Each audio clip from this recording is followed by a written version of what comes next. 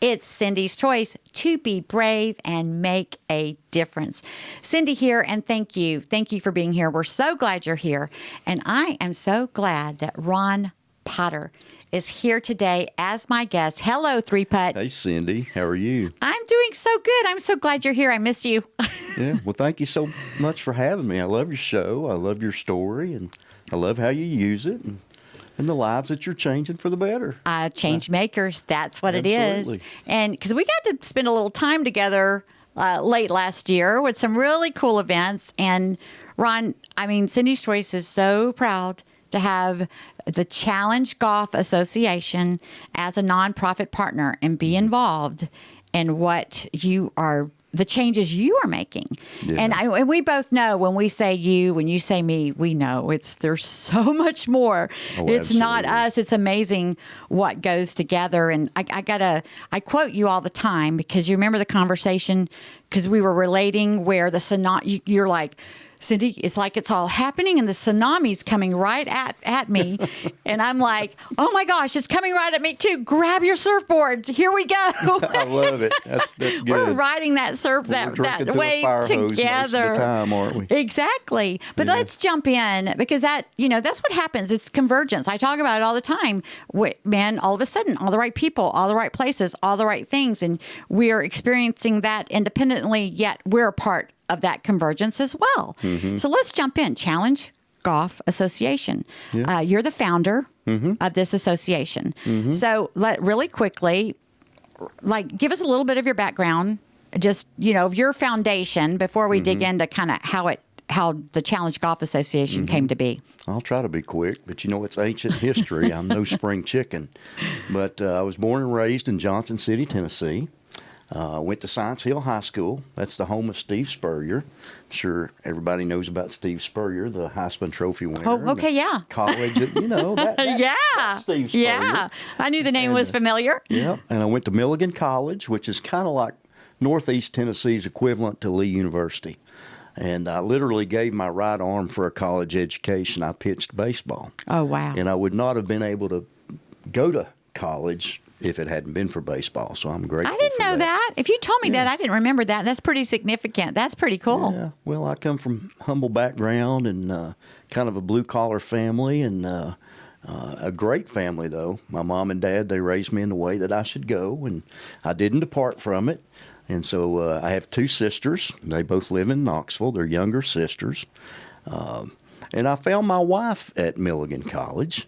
I was supposed to fall in love with the curveball, and or fall in love with my major, which was business, and instead I fell in love with the junior class sweetheart. Well, there you go. And I ended up marrying her, and I call her Sweet Pea because she's the sweetest person that's ever been in my life, and she still is to this day. And we're going on 42 years this October. That's amazing. And we had one child, Amber, and she'll always be my baby girl, but she's about 32 years old now, and she teaches elementary school in Cleveland. And she married Clayton Montgomery, and I approve of him, and I didn't think I'd ever approve of my daughter, handing my daughter off to anybody. Right. But he's a wonderful man, and they've blessed us with two grandchildren, Brock, who is 6, and Addison, who is 9. And they're not spoiled at all. Oh no, I can imagine not. So baseball pitching. Where did you go career-wise after you wore your arm out? After baseball, my dad and I started playing golf. There you go. And I fell in love with it. In fact, golf to me is as addictive as sugar. I mean, it is. You can get addictive to golf real quick. And it can control you if you're not careful. But Dad and I started playing golf, and then I got married about 3 months after that, October of 1979. I told you this was ancient history. And so when I got married, you're newlywed, you kind of have to learn the nuances of each other. And so Challenge Golf began kind of out of, and this is a confession, kind of an embarrassing confession. It began. It's just you and me here. Go ahead. Yeah, it's just me and you, right? I guess you could say I was a little deviant. and a little selfish, but I knew that I would be able to play golf every Saturday and have Sweet Pea's blessings if I could say it was a church league. Yeah. So I started a church league so we could play golf every Saturday. And come to find out, she was not possessive at all. And I would have had her blessing on playing golf every Saturday. In fact, now, Cindy, she would schedule my tea time just to get me out of the house. And wouldn't you? I mean, No, I love that though. But it's I love your honesty about like what the real. Yeah, that was it wasn't the real like purpose. So I could play golf. And that's okay. Yeah, but it has morphed into something so much better than that. So much. And when I moved to I think that's what I was kind of like thinking was, because I know what it is now, and I like, that's interesting. Yeah. It's like however it needed to start, it got started. So it's a really, really good God thing. can take anything and turn it for good. Exactly. And that's kind of what happened. Yeah, there. that's what I was kind My of selfish recognizing. ambition turned into a whole different passion. I love it. And it's pretty cool what it is today. But then we moved to Cleveland, and when that happened, they didn't dissolve the league. They actually kept it was called the Christian Golf Association, the CGA, and there's about 30-some churches up there that still participate. So obviously they didn't need me to get it done. And so they're still doing that. But my passion, it changed, Cindy. I know there's a reason for fellowship, and I know that's good. And we were facilitating fellowship among the churches. Right. But my passion was more in outreach, because I knew people were hurting. And the Barna Research Group came out with a survey, and I never will forget that survey, Cindy. It said when you've got like 100 golfers, or it didn't say golfers, it said 100 people in a gathering. Mm-hmm. But if they were in the socioeconomic class of a golfer, these are the numbers, and I'm just getting averages here, but there was about 40 out of 100 golfers would be addicted to alcohol or substance abuse. 40 out of 100. Right. And 40 were addicted to pornography. Exactly. And about 40 were not addicted to, but had issues with finances or had filed bankruptcy. And then about another 40 had experienced divorce or had marital issues in their life. And then the one that really got to me. And that's just the ones that are honest when they do these statistics, Ron. Yeah. And this was a survey many, many years ago, Cindy. So I'm sure the numbers are even more drastic and alarming today than they were then. But the statistic that got me the most was 2 out of those 100 are seriously contemplating suicide. Yeah. And I know you can relate to that. Oh, yeah. And I know you understand how serious that is. So what happened to me, that kind of changed my thinking. And every time I played in a golf tournament after that, I would look around and I would see the golfers everywhere, and I would wonder who are the 2 that are seriously contemplating suicide. Exactly. And I thought, we've got to use this silly little game that we love for a higher purpose. And how can we do that? Well, and what I loved it, and why it's like there's no coincidence that we cross paths. And you referenced that, something I'm very familiar with. And, if you're listening and I have the Cindy's Choice Destitute to Destiny series. And in the first 18 episodes or so, I kind of highlight my story. But, it's something that I identify with how it gets a hold of people and how hopeless they feel. And that, when I think of golf, I do think of connection, and plus I've been a big advocate, I had an Outside with Cindy radio platform of just encouraging people to get outside and get active, for so many healthy reasons. But part of it is, it's a social sport. Absolutely. Especially like women, I'm like, they go, oh, it's so hard. I go, yeah, but it's real social. You'll love it. Yeah. You don't worry about how good you're playing when you're out there, having fun with other people. It's very relational. Yes, exactly. And when you spend 4 or 5 hours with someone, you're going to know an awful lot about them by the end of the day. That's how, like you talked about you and your dad. Yes. I was a single mom. Thank goodness that me and my son would go out and play 9 holes together. Because, awesome. Boys don't talk that much for the most part. 3 or 4 holes in, we'd start talking. Yep. Yeah, I'm still so thankful for that opportunity. I really earnestly love golf for so many reasons. Awesome. So that's why this is all working out so well. So you get a hold of these statistics. Yeah. And I wanted to do something with it, but I didn't want it to be a church fellowship league. I didn't want to preach to the choir, if you will. Exactly. Or make I didn't people want to bring water to the ocean. I wanted to bring water to the desert. Exactly. And you don't want to I don't like to make people feel like a project. I don't, it's like you just want to include people and be available, as introduce them to something. Yep. And so that's what I love about this. Yep. We actually call ourselves the Mulligan Society because we've received a second chance that we don't deserve. That's and, good. That's golfer terminology. Yeah, I love it. But it's also paralleling grace.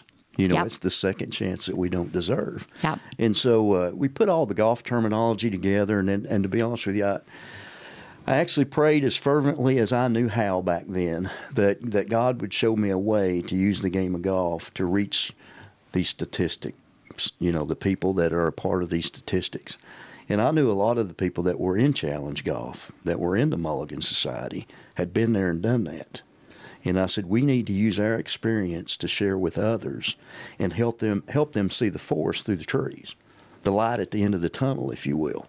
And since a lot of us had been there and done that, the experience that we've had, it allowed us to communicate effectively without preaching or being like that, right, or being overbearing, and just basically saying, hey, if you're struggling with any of these, we'd love to pray with you because we're people of faith, and we'd also love to help you get some free counseling. This is not about money, but we have the resources, and we'll help you get through this.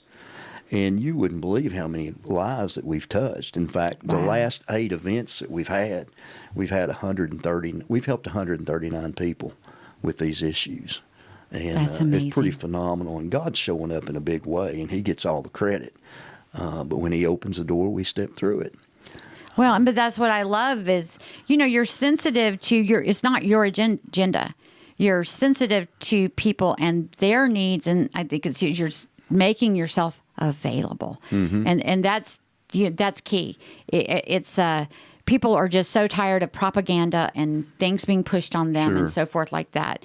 And I just love, and I'm, I can't speak too confidently about what it's like for men, but it is different for men, for the most part. You can't blanket statement anything because it's everybody's an individual. But at the same time, there's just, you got to take different approaches with different people to make yourself available and make them comfortable. And it's about cultivating relational. You said it's cultivating relationships. If you're there just authentically cultivating relationships and you keep using the word love, and just authentically loving people, then things just happen. You don't have to have an agenda or make anything happen when it's authentic. Exactly, because they know when it's authentic that something inside you is different, that's compelling you to be loving without any expectations in return. Right. And so that it all kind of plays out, and it's like they see the love of God in you because He is in you. Exactly. And it just comes out, and it's just... it's pretty cool the way all this works. But I actually prayed fervently that the Lord would show me how to take the game of golf and use it more in an outreach direction than a fellowship direction. And a couple months after that, I actually had a dream one night, Cindy. And in that dream, it was like I was 30,000-foot view, and I saw a golf tournament going on. And for some reason, I don't know how, but I knew it was free. The golf tournament itself was totally free. It was a picture of grace, okay? Totally free. And I noticed each 2-person team, each foursome had 2 caddies in uniform. And I thought, what's that all about? And the caddies were serving the players. They were repairing their ball marks and pulling the pin and cleaning their clubs and raking the bunkers and serving. And they weren't playing, they were serving. And it was like a picture of servanthood. And I remember waking up after that, and I sat up in the bed, and Sweet Pea said, "Are you okay?" And I said, "I have got to go sit down at the computer and get this on paper and think about it before I go back to sleep. I'm afraid I'll forget it, but I think the Lord is communicating something to me here." And so I sat down and put it together, and I thought, what's the name of it? Let's call it the Invitational. And because it's a picture of grace, and it's a picture of servanthood, and it's like, how's it going to be free? And I had to figure out all those things. Well, that comes through sponsors. And then how is it, who are the caddies? Well, the caddies are people from the church who volunteer to invite their unchurched or spiritually lost or people like you or relatives who authentically love people and want to serve and just be available and love golf. They think of their relatives, they think of their business associates, and they think of their neighbor across the street that they see throwing his clubs in the back of his truck every morning, to play golf. And you invite them to play in a free golf tournament. And Cindy, we have it. It could be the Invitational at Black Creek or the Invitational at Macklemore or the Invitational at one of these good golf clubs that we have, because God gave us His best, and we want to give them our best. So we don't do it on a secondary course. We do it on the best course in the area. So it's a free gift. Now, you imagine inviting your friends to play in a free golf tournament at Macklemore. Exactly. Do you think they would show up for that? Yeah, and that's what we're about to be doing, because I love the fact that because you're talking about men. And I love the fact that y'all have decided that, you know what, this is an outreach that women would like to be included to as well. And I'm just super honored and excited for Cindy's Choice to be a part of introducing Challenge Golf Association to women. And I just can't tell you how thrilled I am and how I've been talking about golf and how much I've wanted to incorporate it more, kind of like you did there in the beginning of your because I do recognize all those the social advantage and the health advantage, and it's just a wonderful way. It's a wonderful way to outreach. It's a wonderful way to fellowship, and it's a wonderful way to have fun. It really is. It really is. You were having too much fun up in Macklemore at the Tim Tebow event. I did kind of like hanging out with hobnobbing with Tim Tebow and Marcus Lamb and all those. That was kind of fun. But it was fun not because they're celebrities, because wow, what amazing people that are on mission to do such good. It was just an amazing experience. We're going to have Tim back hopefully this fall. Yeah.